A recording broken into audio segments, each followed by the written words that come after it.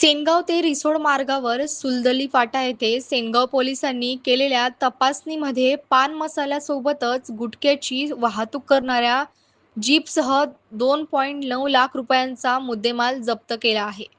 या प्रकरणी सेनगाव पोलीस ठाण्यात गुरुवारी दिनांक 9 रात्री गुन्हा दाखल झाला आहे. पोलिसांनी एकाच चौकशीसाठी ताब्यात घेतले आहे.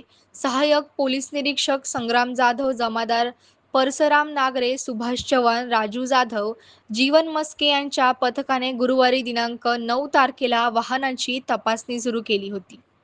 यावेळी पोलिसांनी एक जीप थांबवून त्यातील विशाल गंगावणे राहणार अगरवाडी तालुका रिसोडेची चौकशी केली असता मुडवाउडवीचे उत्तर देण्यास सुरुवात केली.